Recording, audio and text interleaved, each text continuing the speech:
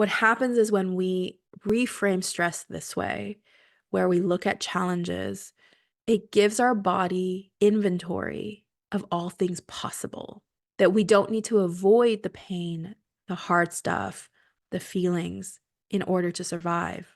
Actually, by having a deeper relationship with them, we are able to thrive. Welcome to The Shift, where we search for ways to do better by thinking better. Whether you're going through a major life change, looking to deepen your understanding of yourself, or hoping to improve your relationships with others, The Shift is here for you. We're your hosts, Isla and Yashar, an endlessly curious sister and brother team. As certified brain-based executive coaches with backgrounds in medicine and management, we combine the neurosciences, performance psychology, strategic planning methodology, and mindfulness techniques to empower your transformation from the inside out. Join us in conversation as we explore better ways to show up for ourselves and each other. Welcome back to The Shift, friends. Today's topic is about not making things easier. In our hustle culture, what we tend to go towards are hacks, shortcuts, how to get there faster and easier, and we're trying to tell you, don't. In a lot of these scenarios, you're actually doing yourself a great disservice when you take away the uncomfortable feelings. In a lot of these scenarios, you're doing yourself a great disservice by taking away your inconvenient and uncomfortable feelings. Today, we want to focus on the gifts available in challenging times, in hard moments. We want to talk about it in a way where we honor it. And we talk about your toolbox on how you can show up in these scenarios, feeling resourced to address the challenge with grace, compassion, and strength. Yashar, when I talk about don't make things easier, what comes up for you? How dare you tell me not to make something easier in my life? So that's all I'm looking for is easier. Yeah.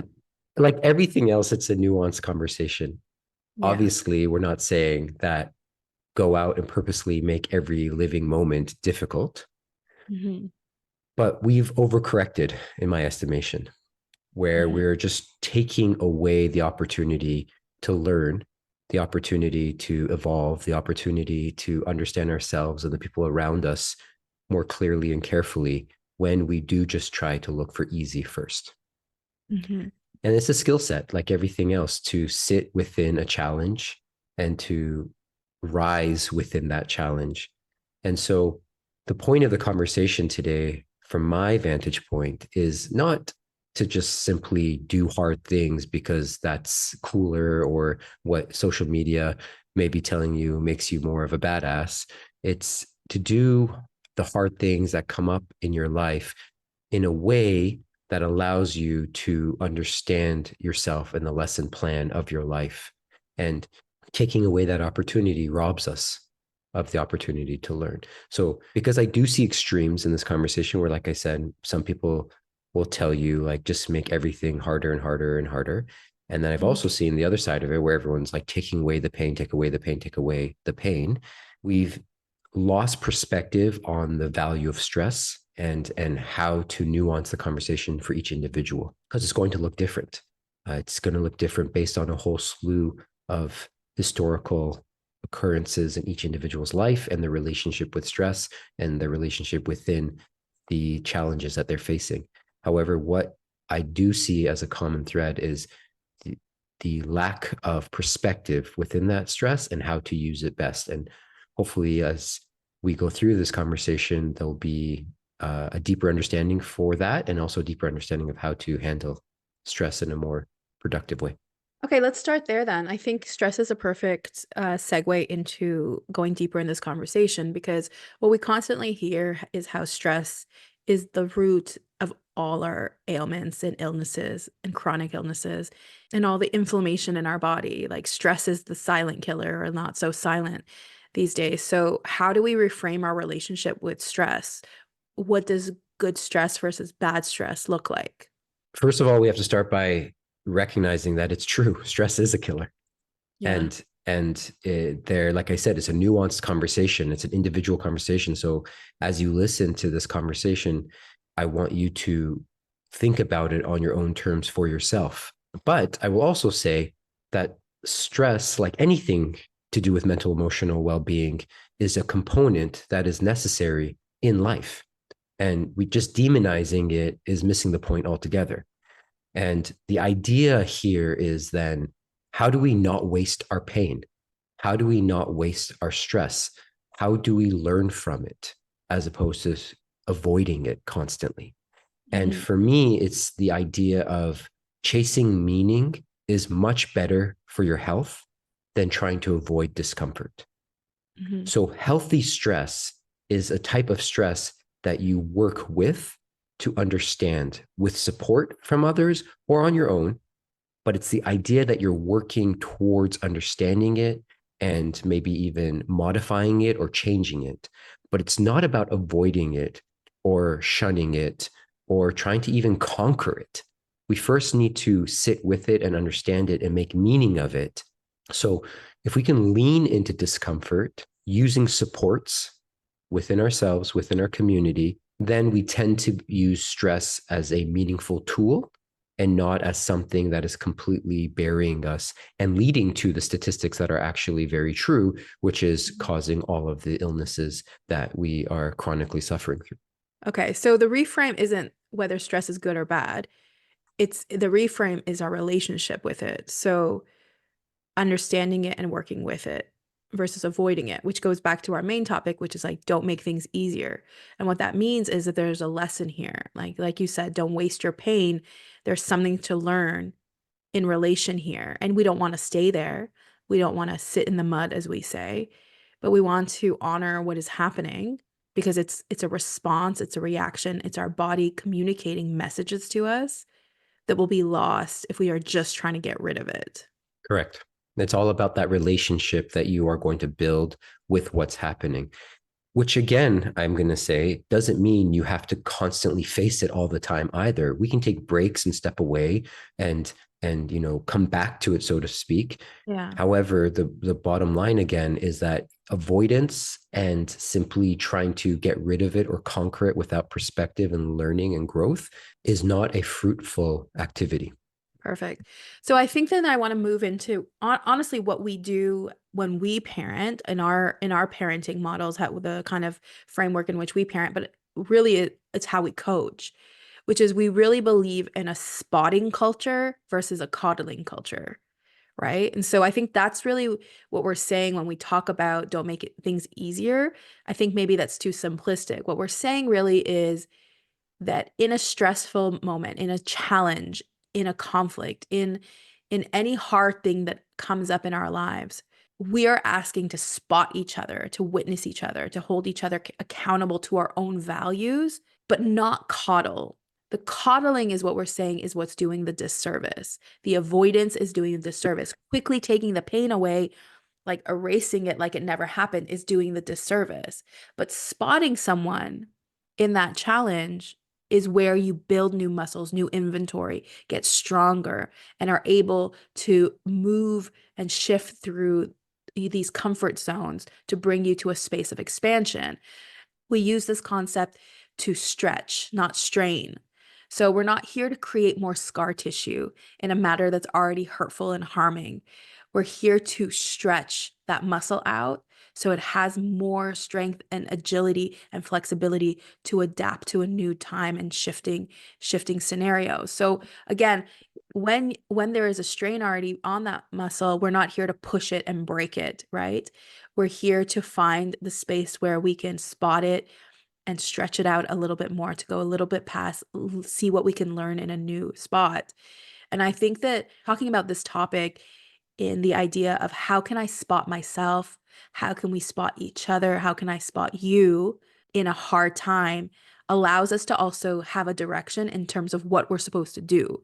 Because I think sometimes when we tell people not to do something, we're left with the question of what are we supposed to do? So if I'm telling you not to coddle, what are you supposed to do? So the what you're supposed to do is spot. So I mean, we have an example in our own family when our mother passed. Like I had to have these conversations. We had to have these conversations with our children of what this looks like. So part of the process was not coddling it or taking the grief away. It was witnessing the grief in my children. It was giving them ways in which they could process their grief. But I wasn't asking them to look away from it or pretending it wasn't happening or filling it with avoidance and rainbows and butterflies that didn't exist in a moment of deep grief, right? Instead, what I did was help them build muscles in this space of grief, right? Sit with it. And again, not to wallow if they needed to, that was okay, but it was more about showing them that they're actually going to survive it, even in sitting in the discomfort, and then find age appropriate ways to grieve that because they were quite young, what that looked like to them. And every time they brought it up or asked questions, I was there to spot them and witness them. And I wasn't trying to avoid the conversations either. And I think in moments where I didn't have the answers or I needed to think about it, I asked for space and time to think about it. Like, that's a great question. Let me think about it and get back to you. But that's all part of the spotting process. If I tried to take all the uncomfortable feelings away, I would do all of us a great disservice and eliminate a learning opportunity where they were able to build inventory in their bodies of what grief is. Because ultimately, grief is this receipt of love, right? It's showing you that there was love here. So, what a disservice it would be to not acknowledge that. That's a great example of mental emotional spotting and not taking away someone's uncomfortable situation or challenge that they're facing. And for anyone that's struggling to understand that, I love giving the example of simply building muscle or physical activity because it feels so tangible when we talk about the physical body. So I want to take the exact thing you said about mental emotional spotting and turn it into simple physical activity. Say when we build muscle, it literally is called resistance training because it's Mhm. the act of the resistance of the weight on the muscle, whether it's body weight or it's a pounds, it doesn't matter. It's the challenge of that muscle which drives muscular growth. If you're thinking of this and saying, well, how do I then spot someone? And you do have a physical background in exercise, or you do understand that concept, is you can never do the push up for the person. The person has to Right. do the push up, but you may make it easier with exercise bands or by supporting their core or whatever. Like you will find ways to make the movement maybe a tad easier so they can do the exercise, but you could never the exercise in understanding this when it comes to not making things easier and not running away from stress is you're doing a couple of things. Most importantly, I find in autonomy to exist within the Mhm. individual, and they have a sense of control over their own actions. They have a critical understanding for themselves going through the process. And when individuals feel like they have the freedom to make their own choices and the power, it becomes more motivating, not only for the task at hand, but for future tasks that may come up to keep them in a situation where we're talking, allowing them to sit within that as a friend or as a spouse or as a parent or as a colleague. You're spotting them to gain that agency, that autonomy that they can sit within this challenge and they can learn from it. And when you're talking to you about yourself this way, you are giving yourself space this challenge. Again, you're telling yourself you are able to learn from the situation. You're telling yourself that this resistance you're feeling is designed specifically to help you grow and evolve as an individual. And what comes through that be replicated if you take away the resistance. Absolutely. And I think that this is exactly what we do with our clients, right? So, the modality in which we coach is that our job is to hold that space for you, to witness you, to facilitate your thinking journey. Ultimately, what we're doing is spotting you to stretch into the direction of where you want to go. As your coaches, as your spotters, as your facilitators, witnesses, we will never do anything for you. We will never make it easier in the sense of taking it away. What we'll do is remind you of the powers you already hold, are growing, and use the assets you already have to bring you and expand you to the direction you're trying to go in. This brings me to another point I really want to make that helps in these scenarios, and it comes with the reframing of motivation. So, what I mean by that is When we think of challenges and we think of hard things, there's this constant pull of how do I motivate myself to do this? And when we talk about it, we think of it as a push. Like, how do I push myself? And the reframe I want to offer in this conversation is what if you thought about it instead as a pull? So think of the direction difference that there, right? When someone's pushing you from behind, there's no clear direction on where you're going. You just know you have to move forward. So, especially if you have anxiety and overwhelm of where am I supposed to go? What am I supposed to do? But the push is just to move, move, move. That actually adds to the stress and anxiety of this thing you're already supposed to do that you are stressed and anxious about. But if the reframe, think of it as a pull. There's already a direction you're moving towards. And so you're being drawn to it, you're being called to it. So the motivation is actually intrinsic. Like you're using the physics of it now. So it naturally will pull you. So you're not forcing your body to do a thing. The pull is being drawn because you're clear on the direction. So if we think of motivation as a pull, like what's pulling you? What's calling you? Then you are naturally motivated to go in that direction. And which is the real root is what it is. It's what is your value? What is your goals? What are we rooting in? What are we even doing all of this for? Which takes me back to what we were talking about right now is our coaching practice. When you start with this, the first thing we're going to get you clear on are what are your values? What are your core values? What are you even building here? Why are we even doing this? And those become the compass, the anchor, the direction. So when we're in a coaching relationship, that's what I'm asking you. So when you're a moment, I don't know, I don't know, I don't know, we look for that true north within you, and that becomes your pull. That's what draws you forward. That's how the direction gets reframed. So it naturally pulls and motivates you towards what you want to go in. And then suddenly, when we're doing the hard thing, that's where you're stretching. So it's still new. It still is going to have anxiety and overwhelm, but because it's so deeply rooted in your why, it is pulling you, it's asking you, it's calling you forward. And so you are not making it technically easier.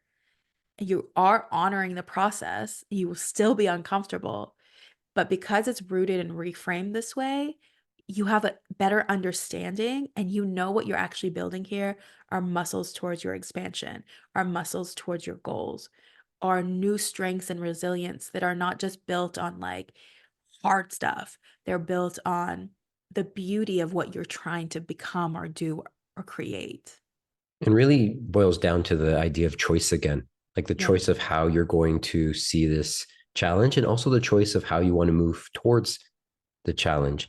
And this idea of reframing the motivation so you're being pulled into action versus being pushed into action goes back to that intrinsic motivation that you spoke of. It's the internal drive, the personal satisfaction or enjoyment of going through this and understanding what it is that you're hoping to get out of it. And the science is pretty clear here. The more you're connected to your intrinsic motivators, the more sustainable and the more likely success will be realized. When you are only focused on external factors or external motivations, the approval of others, or even more money, to a degree that that could be an internal motivator, but definitely starts to become an external validation of the work you're doing, you end up burning out much more quickly. And then we go back to the beginning of this conversation where stress is just something that you're trying to conquer and overcome as opposed to understand. We have to make the choice to think about internal or intrinsic motivators for why we're doing the things we're doing. It is so crystal clear for me working with people and talking to people and coaching people that those individuals who take the time to understand their values, their structure of their characteristics and how they want to move forward in life and in their challenges do so much better and actually are able to use stress in a more meaningful way than others who skip over this learning and just want this pain or the challenge or the stress to be over. So, on today's episode, we really wanted to focus on this concept of not making things easier. The reason this topic came up to begin with is because we worry that a lot of our culture currently is doing a disservice by not teaching us the tools we need to actually hold grace and strength for the challenges at hand. What we hope you can do is discern the stress, have a conversation with it, and then look for resources within yourself, your community, practitioners that can help spot you in overcoming these challenges and strains within your life. A couple podcast episodes that we've had earlier that might support this conversation are one episode that's called What is Your Pain Telling You? Another that is our Decoding Emotions episode. And another great one that would really help as well is called You've Already Done Hard Things.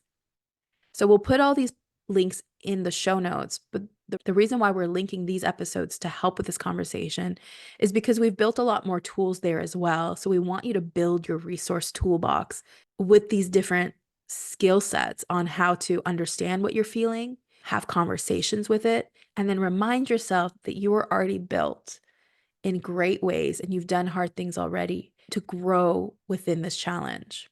What happens is when we reframe stress this way, where we look at challenges, it gives our body inventory of all things possible, that we don't need to avoid the pain, the hard stuff, the feelings in order to survive. Actually, by having a deeper relationship with them, we are able to thrive. And when we do that for our relationships, when we do that for our children, we are building that inventory within their bodies. Like, hey, look what you can do. I know this is hard. I know this is scary. I know you're in a lot of pain right now. And also, look at these new muscles you're building through this experience. Thank you for listening, friends. What shifted for you during this episode? We'd love to hear your insights.